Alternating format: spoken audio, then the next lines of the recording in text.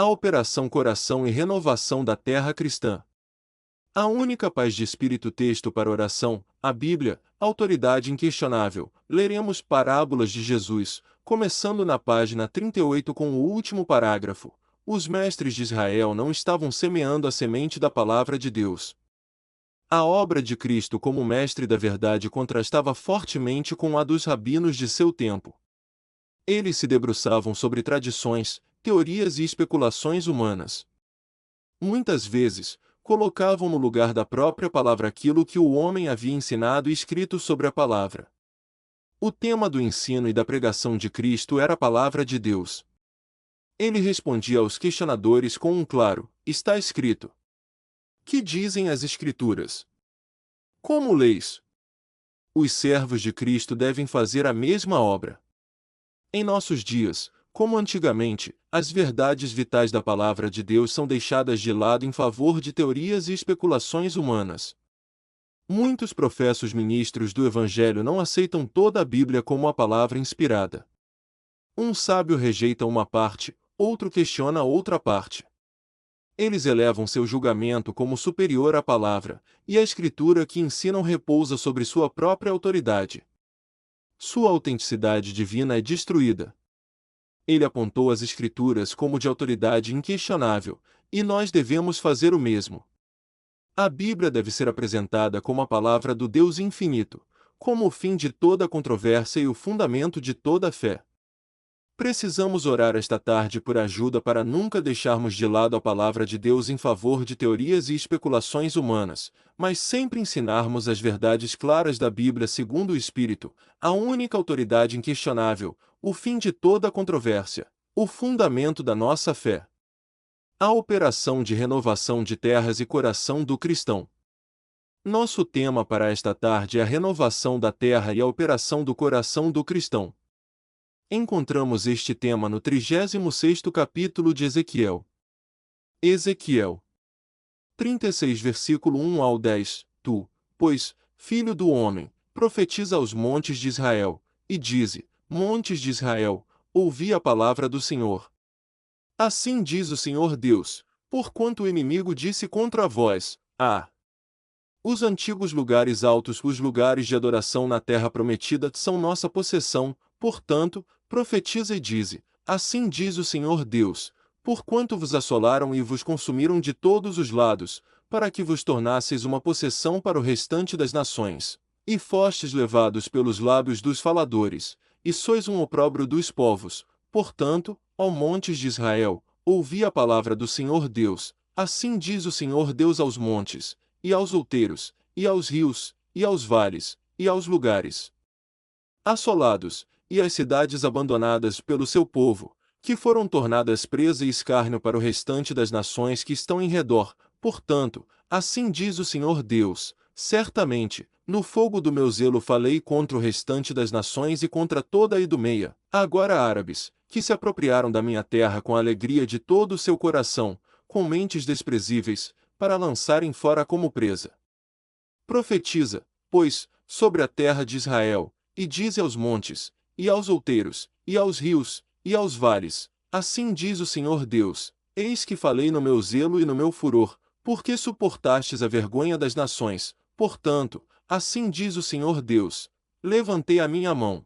Certamente as nações que estão ao redor de vós levarão a sua vergonha. Mas vós, ó montes de Israel, produzireis os vossos ramos e dareis o vosso fruto para o meu povo de Israel, porque eles estão prestes a vir. Pois eis que eu sou por vós, e me voltarei para vós, e sereis lavrados e semeados, e multiplicarei homens sobre vós, toda a casa de Israel, sim, tudo isso, e as cidades serão habitadas, e os lugares devastados serão edificados. Esses versículos, agora vistos no contexto da mensagem da hora, mostram que o tempo dos gentios chegou ao fim, que os eleitos de Deus retornarão e possuirão para sempre sua terra. Versículos 11 ao 14: E multiplicarei sobre vós homens e animais, e eles se multiplicarão, e darão fruto, e vos estabelecerei segundo as vossas antigas terras, e vos farei melhor do que nos vossos primórdios, e sabereis que eu sou o Senhor.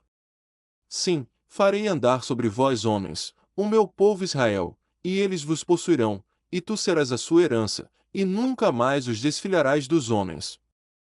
Assim diz o Senhor Deus, porque vos dizem, tu, terra, devoras os homens, e desfilhaste as tuas nações, portanto, não devorarás mais os homens, nem desfilharás mais as tuas nações, diz o Senhor Deus.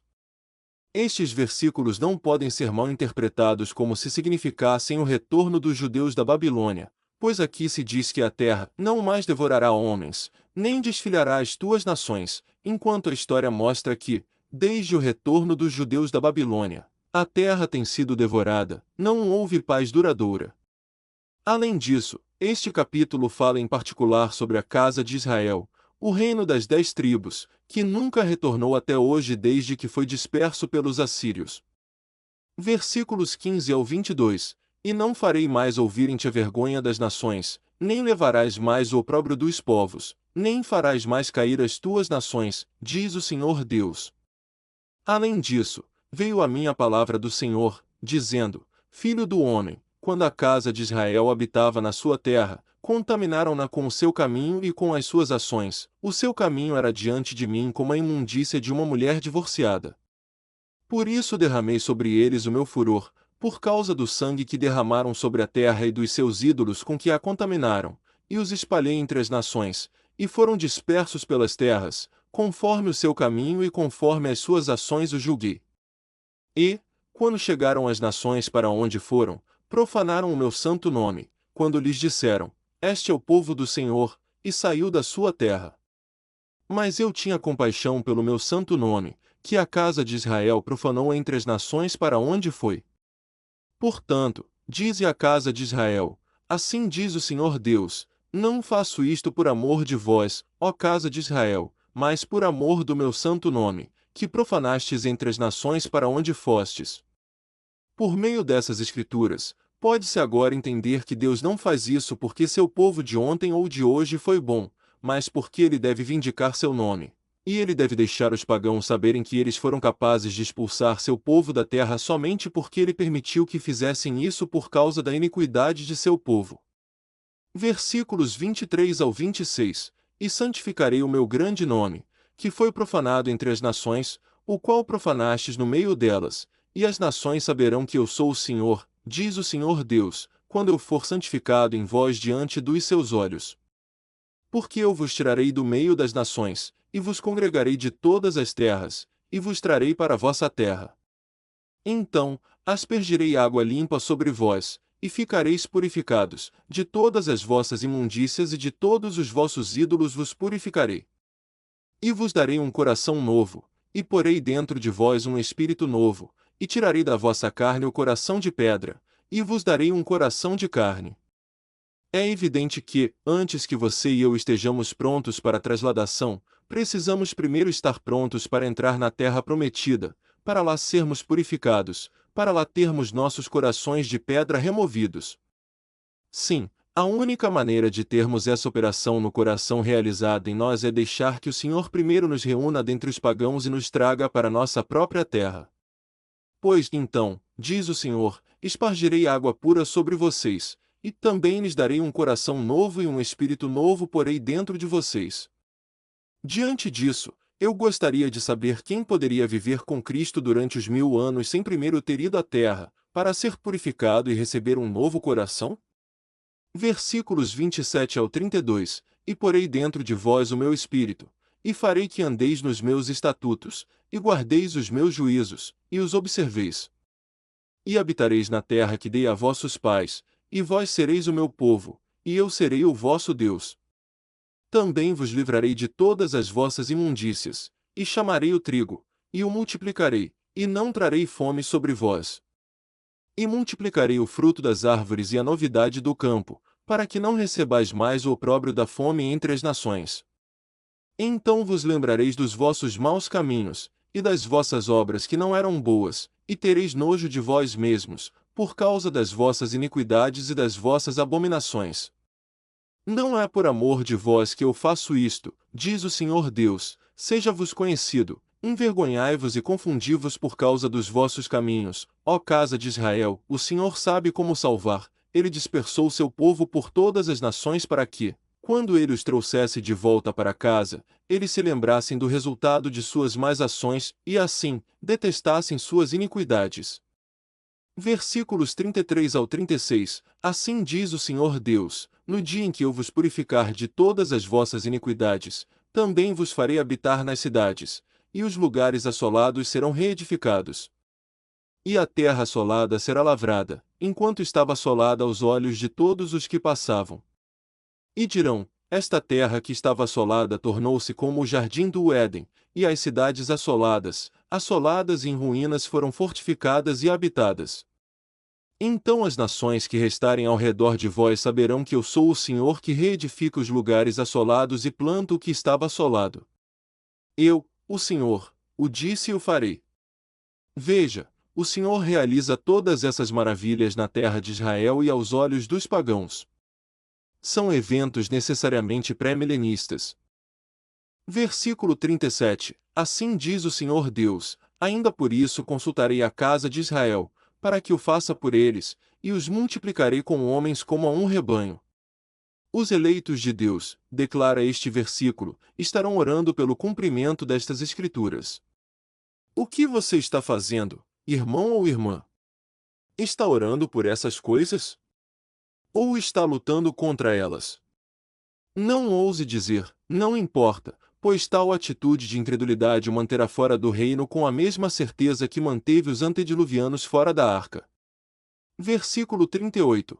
Como o rebanho santo, como o rebanho de Jerusalém nas suas festas solenes, assim as cidades assoladas se encherão de rebanhos de homens, e saberão que eu sou o Senhor. Ainda há alguma dúvida no coração de algum de vocês? Oh, como poderia haver dúvida? Estes versículos, vejam bem, não precisam de nenhuma interpretação. Não há doutrina mais clara na Bíblia.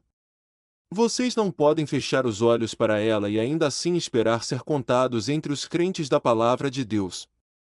Agora vemos que deve haver renovação da terra e operação do coração, que o reino de Deus começa na terra aos olhos dos pagãos, que deve ser tão real quanto qualquer outra coisa, e que não deve haver nele nem pecador, nem coração de pedra. Isso não é mais atraente do que o reino imaginário, tão espiritualizado, do qual tanto se ouve falar? Elias, de fato, virá primeiro e restaurará todas as coisas. Mateus 17, verso 11. E finalmente seremos o que Adão foi no princípio, viveremos no jardim do Éden e nos banquetearemos com a árvore da vida. Agora ouça esse poema: tudo ficará bem com você, tranquiliza-te, ó minha alma, acalma todo medo, teu Pai tem o controle supremo e Ele está sempre perto. Nunca reclame de sua sorte, não importa o que aconteça, doença ou tristeza, preocupação ou dor, tudo está bem determinado. A mão disciplinadora de um pai está te guiando, nem distante está a terra prometida onde se eleva a canção imortal. Ó, então, minha alma, aquieta-te, aguarda o alto decreto do céu, procura apenas fazer a vontade do teu Pai e tudo te irá bem. Thomas Hastings.